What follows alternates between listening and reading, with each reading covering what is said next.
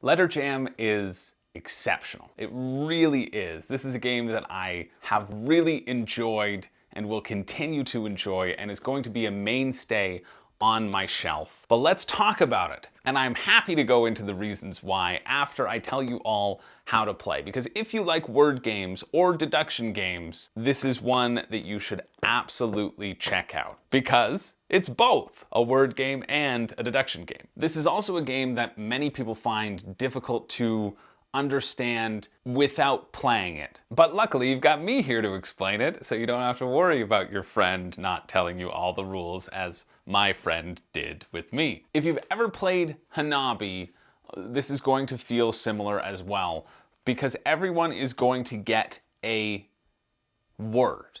These will be determined before the game begins, either by your neighbor or by the really cool CGE app that I just found out existed, where it can scan the cards for you and the letters for you and tell you which player to deal those letters out to, so that everybody gets a random word. They're usually 5 letters long. They can be 6 letters long. If you really want to be brave, they can be 7 letters long, because the point of the game is for everybody to figure out what all of their letters are and what word that it forms at the end. That's the goal. My word might be grime, but I don't know what any of these letters are, and they may not be in the correct order. Because you see, I never get to see the letters that are in my hand. I only get to see everybody else's, and I only get to see one letter at a time. So how the rounds will proceed is everybody will put one of their letters into their stand so that everyone else around the table can see it,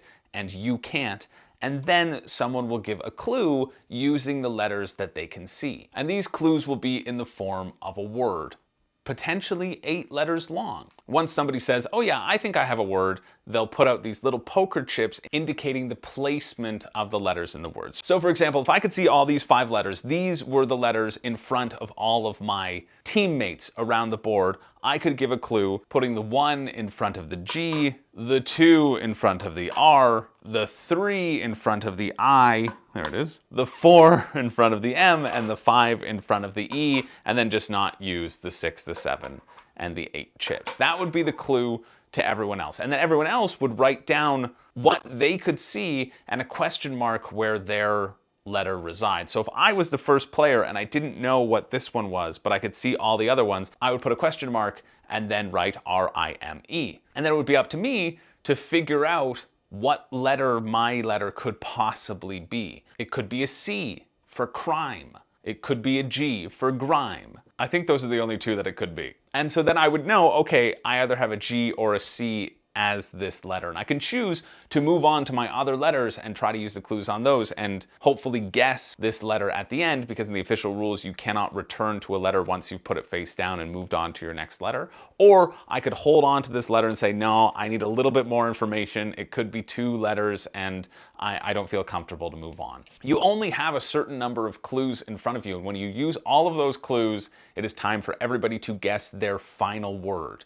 They hopefully have deduced all of their letters and then can rearrange them to produce one final word. If everybody produces that final word, you win the game. If one person doesn't, well, you haven't worked together well enough as a team, you haven't given that person enough clues to win, and so you can't win the game. Also known as you lose the game. And once you get into the flow of it, it's a very simple game, but it is just so satisfying, both on a deduction level and on a word game level. I particularly enjoy both deduction games and word games, so this game absolutely is right up my alley, but every group that I have played this with has enjoyed it. And in fact, this has become one of my go-to games to bring people in almost as a party game style, especially one of my go-to word games over other CGE fare like Codenames. For me, Letter Jam kicks Codenames out of the water in terms of brain-burning fun factor. If you're playing with less than 6 people, there will be these dummy letters that everybody can see and everybody can use, but there'll be a pile that if you get through them, you then get access to more clues, so it encourages you to make larger words. There's also this little asterisk that's always in the middle of the board, which can substitute as any letter, The only problem is the clue giver can't tell you what letter they're thinking that would be. So it actually provides two unknowns in the phrase instead of one. And then there comes the extra step that you can only use this asterisk as one letter in a clue. So if it appears twice in a word, it's two of the same letter in that word, and then that again helps you deduce what word the other person might be thinking of. It's such an ingenious little game with so much replayability and is so accessible once you get over the initial setup. The initial setup and initially explaining the game is difficult. It's hard to explain succinctly without using examples, but after players play 1 or 2 rounds, generally they get the hang of it. And again, every group that I've played this with has enjoyed it. And I now pull this out for friends who I want to play a game and they know my love for games, and yet they're not as indoctrinated in the hobby, so to speak, as some other people might be. This is a really accessible game. It's great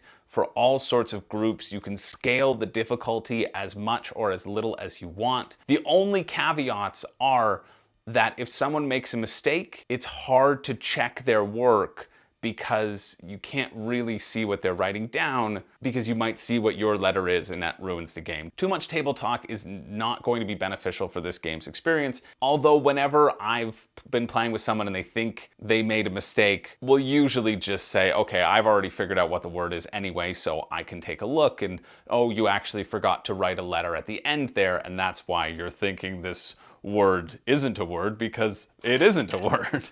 But it's really satisfying when you're able to combine the letters that only you can see to create a great word and a great clue that helps your entire team know exactly what letter they have and are able to move forward. It's just so much fun, and it's an awesome price point. This one was also featured on a most affordable games tournament that I had on this channel, and the bar for entry for that was to be under 20 bucks Canadian. And to be able to get such a solid, accessible game for under 20 bucks Canadian is awesome. So if you like word games, if you liked code names and want something better, if you like deduction games, any of those things, I would seriously consider picking up Letter Jam, because it is just a friggin' blast. It absolutely gets the Room and Board seal of distinction and deserves to have all of the accolades thrown upon it. It's just so much fun. I really like this one. I feel no shame in recommending it to everyone, and because it's at such a good price point, if that interested you at all, you should absolutely check it out. Anyway, that's it. That's it for the review. It's awesome. Go get it. What more do you want?